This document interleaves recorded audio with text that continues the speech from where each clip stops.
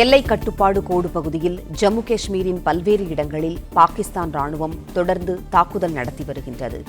பாகிஸ்தானின் தாக்குதலுக்கு இந்திய ராணுவம் உரிய பதிலடி கொடுத்து வருவதாக தகவல் கிடைத்துள்ளது. பாகிஸ்தான் தாக்குதலில் ஜம்மு காஷ்மீரின் ரஜௌரியில் பொதுமக்களின் வீடுகள் சேதமடைந்துள்ளன. பாகிஸ்தான் ராணுவ தாக்குதலால் ரஜௌரியில் குண்டுவெடிப்பு சத்தம் கேட்பதாக தகவல் கிடைத்துள்ளது. ஜம்மு காஷ்மீரின் அக்னூரிலும் 3 இடங்களில் குண்டுவெடிப்பு சத்தம் கேட்டதாக தகவல் கிடைத்துள்ளது. ஜம்மு காஷ்மீரின் உதம்பூரில் குண்டு வெடித்ததில் புகை மூட்டம் எழுந்தது.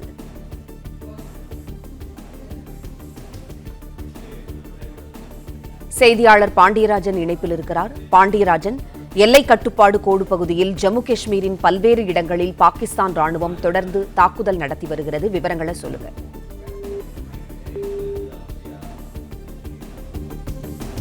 பாகிஸ்தானின் தாக்குதலுக்கு இந்திய ராணுவம் உரிய பதிலடி கொடுத்து வருவதாக தகவல் கிடைத்துள்ளது. பாகிஸ்தான் தாக்குதலில் ஜம்மு காஷ்மீரின் ரஜௌரியில் பொதுமக்களின் வீடுகள் சேதமடைந்துள்ளன. பாகிஸ்தான் ராணுவ தாக்குதலால் ரஜௌரியில் குண்டுவெடிப்பு சத்தம் கேட்டு வருகின்றது. ஜம்மு காஷ்மீரின் அக்னூரிலும் 3 இடங்களில் குண்டுவெடிப்பு சத்தம் கேட்டதாக தகவல் கிடைத்துள்ளது. ஜம்மு காஷ்மீரின் உதம்பூரிலும் குண்டு வெடித்ததில் புகைமூட்டமாக காணப்படுகின்றது.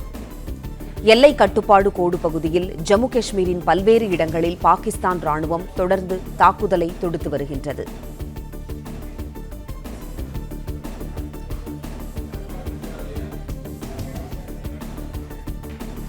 பாகிஸ்தானின் தாக்குதலுக்கு இந்திய ராணுவம் உரிய பதிலடி கொடுத்து வருவதாக தகவல் கிடைத்துள்ளது. செய்தியாளர் பாண்டியராஜன் இணைப்பில் இருக்கிறார். பாண்டியராஜன், வணக்கம். பாகிஸ்தானின் தாக்குதலுக்கு இந்திய ராணுவம் உரிய பதிலடி கொடுத்து வருகின்றது. விவரங்களை சொல்லுங்க.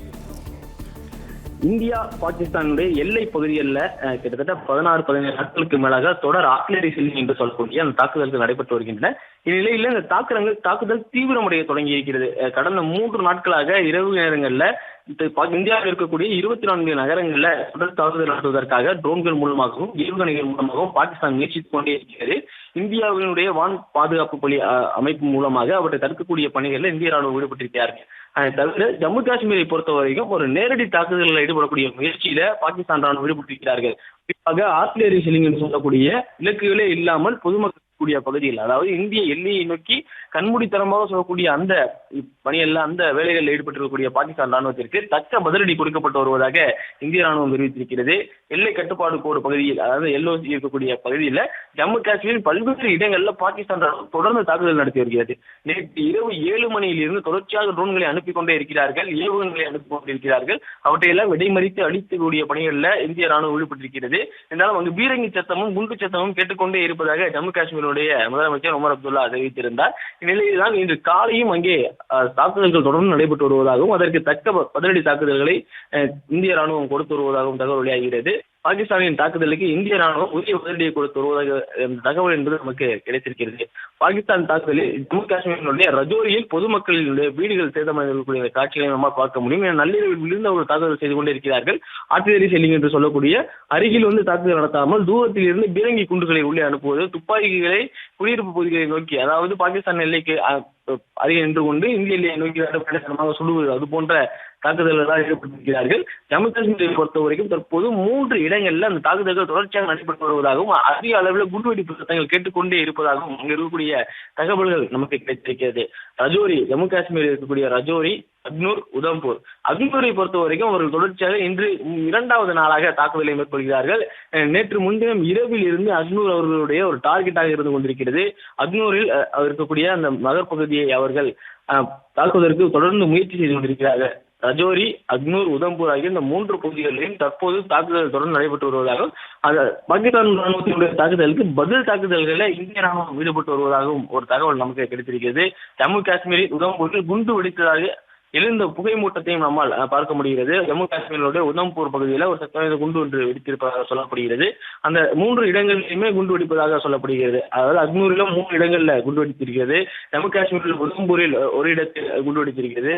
இந்த ராணுவ தாக்குதலால் ரஜோரியில் குண்டுவெடிப்பு கேட்டதாகவும் அந்த தகவல் வெளியாகி இருக்கிறது. நேரடியாக குண்டுகளை வீச தொடங்கி இருக்கிறார்கள் பாகிஸ்தான். இதற்கு முன் இலகு ராக்கெட்டுகளை அங்கிருந்து அனுப்பினார்கள். ஒரு சில ராக்கெட்டுகள் வான்வெளியிலேயே இடைமறித்து அழைக்கக்கூடிய நிகழ்வுகள் நடந்தது. இந்திய ராணுவம் அதற்கு தக்க பதிலடி கொடுத்தது. ஆனால் இன்று சக்தி வாய்ந்த குண்டுகளை அனுப்ப தொடங்கி இருக்கிறார்கள், ஏவுகணைகளை தொடங்கி இருக்கிறார்கள். அதாவது பார்த்தீர்கள் என்று சொல்லக்கூடிய 400 கிலோமீட்டர் சென்று குறிப்பிட்ட இலக்கை துல்லியமாக தாக்கக்கூடிய ஏவுகணையை கூட பஞ்சாப் மாகாணத்தில் நோக்கி ஒரு இலக்கையை குறிவைத்து பாகிஸ்தான் அனுப்பியிருக்கிறார்கள். அதனையும் இந்தியாவினுடைய வான் பாதுகாப்பு அமைப்பு தடுத்து அளித்திருக்கிறது. பெரும் சேதம் எதுவும் ஏற்படாமல் தடுக்கக்கூடிய அனைத்து பணிகளிலும் இந்திய ராணுவம் ஈடுபட்டிருக்கிறார்கள். இந்த நிலையில தான் பதில் தாக்குதல் என்பது அங்கே நடந்திருக்கிறது. 3 ராணுவ மையங்கள், அவருடைய ராணுவ ஓடுபாதைகள் இருக்கக்கூடிய பகுதிகளில் தாக்குதல் நடத்தியிருக்கிறார்கள். பாகிஸ்தான் ஏவுகணை தாக்குதலை முறியடித்து கிட்டத்தட்ட 400 கிலோமீட்டர் வரை சென்று இலக்கை தாக்கம் பட்டா 2 ஏவுகணைகளை வீசி பாகிஸ்தான் ராணுவம் தாக்குதல் முயற்சியில் ஈடுபட்டிருக்கிறார்கள். நேற்று இரவு வரைக்கும் நள்ளிரவு 1 மணி 2 மணி வரைக்கும் அவர்கள் இலகுரகமான ஏவுகணைகள் மற்றும் ட்ரோன்கள், உளவு ட்ரோன்கள் மற்றும் கையெறி குண்டுகளை வீசக்கூடிய ட்ரோன்கள் ஆகியவற்றை தான் பயன்படுத்தி தாக்குதலுக்கான முயற்சி செய்து கொண்டே இருந்தார்கள். இந்திய வான் பாதுகாப்பு அமைப்பு மூலமாக அவற்றை இடைவிடாத சுட்டு வீழ்த்தி கொண்டே இருந்தது இந்திய ராணுவம். இந்நிலையில் சக்தி வாய்ந்த ஏவுகணைகளை அனுப்ப தொடங்கி இருக்கிறார்கள் பாகிஸ்தான். கிட்டத்தட்ட 400 கிலோமீட்டர் வரை சென்று இலக்கை துல்லியமாக தாக்கக்கூடிய பட்டா ஏவுகணைகளை வீசி பாகிஸ்தான் ராணுவம் தாக்குதல் முயற்சி இருக்கிறது. பஞ்சாப் எல்லை அருகே ஏவப்பட்ட இந்த ஏவுகணையை இந்திய ராணுவம் இடைமறித்து அளித்ததாகவும் தகவல் வெளியாகியிருக்கிறது. பஞ்சாப் எல்லையை ஒட்டியிருக்கக்கூடிய சிர்சா நகரில் வைத்து இந்திய ராணுவம் இடைமறித்து அளித்ததாக அந்த தகவலை வெளியாகியிருக்கிறது. பாகிஸ்தானினுடைய 3 விமானப்படை தளங்கள் மீது இந்தியா தாக்குதல் நடத்தியிருக்கிறது. அதனை பாகிஸ்தானை ஒப்புக்கொண்டிருப்பதாக ஒரு அண்மை தகவல் நமக்கு கிடைத்திருக்கிறது. கிட்டத்தட்ட பாகிஸ்தான் நாட்டினுடைய அந்த தாக்குதல்கள் தொடர்ந்து கொண்டே இருந்தது. இந்தியாவின் மீதான 24 நகரங்களை நோக்கி ட்ரோன்கள் மூலமாகவும் ஏவுகணைகள் மூலமாகவும் சக்தி வாய்ந்த குண்டுகள் மூலமாகவும் மேலும் பீரங்கி குண்டுகள் மூலமாகவும் ஜம்மு காஷ்மீர் பகுதியை பொறுத்தவரைக்கும் ஆர்டிலரி ஷெல்லிங் பீரங்கிகள் மூலமாக தொடர்ச்சியாக தாக்கிக் கொண்டே இருக்கிறார்கள். இருந்தாலும் இந்தியா அதற்கான தடுப்பு நடவடிக்கைகளை மட்டுமே மேற்கொண்டிருந்தது.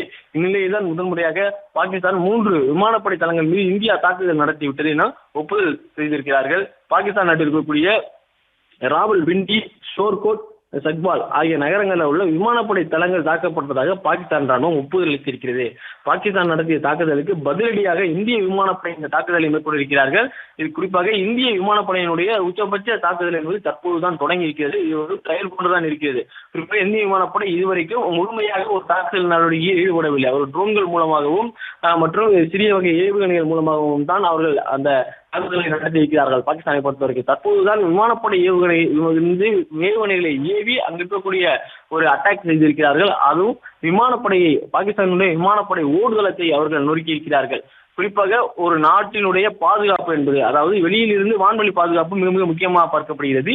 இந்தியாவை பொறுத்த வரைக்கும் பாகிஸ்தானிலிருந்து வரக்கூடிய அந்த வான்வெளியாக வரக்கூடிய ஆயுதங்கள் எதுவாக இருந்தாலும், ஏவுகணைகளாக இருந்தாலும் சரி, ஏர்கிராப்டாக இருந்தாலும் சரி மற்றும் ட்ரோன்களாக இருந்தாலும் சரி, அத்தனையுமே சுற்றுப்படுத்தக்கூடிய முயற்சிகளில் இந்தியாவினுடைய வான்வெளி பாதுகாப்பு அமைப்பு ஈடுபட்டிருக்கிறது. வான் பாதுகாப்பு அமைப்பு அவ்வளவு சிறப்பாக இருப்பதன் காரணமாக அவர்களால் நம்முடைய வான்வெளி பாதுகாப்பிற்கு அவ்வளவு எளிதாக நுழைந்து வர முடியவில்லை.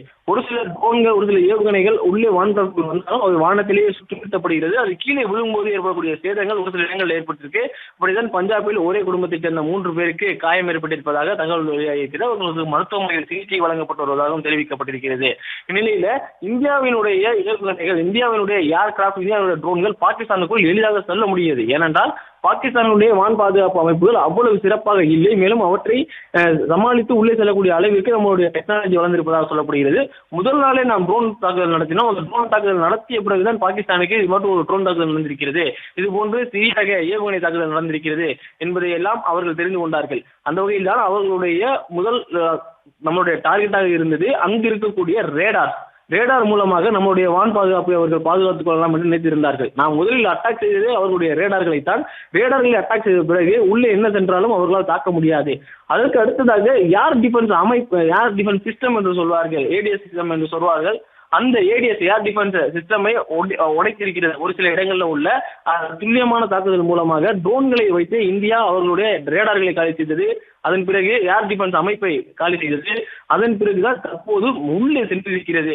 3 விமானப்படை தளங்களை குறிவைத்து துல்லியமாக அந்த தாக்குதலை நடத்தியிருக்கிறது. ராவல்பிண்டி, ஷோர்கோட், சக்வால் ஆகிய விமானப்படை தளங்கள், பாகிஸ்தானுடைய விமானப்படை தளங்கள் தற்போது தாக்கப்பட்டிருப்பதாக பாகிஸ்தான் ராணுவம் ஒப்புதல் வழங்கியிருக்கிறது. அதை ஒப்புக்கொண்டிருக்கிறது. எங்களுடைய 3 விமானப்படை தளங்கள் சொல்லியிருக்கிறது. பாகிஸ்தான் ராணுவத்தின் தாக்குதலால் இந்த ரஜோரியில் குண்டுவெடிப்பு திட்டம் கேட்பதாக சொல்லியிருக்கிறார்கள். ஆனால் நாம் தற்போது பார்த்துக் கொண்டிருக்கக்கூடிய காட்சி உதம்பூர், ஜம்மு காஷ்மீர் நகர் பகுதிக்கு அருகே, அதாவது இந்த எல்லை பகுதியில் இருந்து அவர்கள் ஆர்டிலரி ஷெல்லிங் மூலமாக தொடர்ச்சியாக குண்டுகளை வீசிக் கொண்டிருக்கிறார்கள். அந்த குண்டுகள் வெடித்து சிதறி கரும்புகைகள், வெண்புகைகள் மேலெழுகக்கூடிய அந்த காட்சிகளை நாம் பார்த்துக் கொண்டிருக்கிறோம்.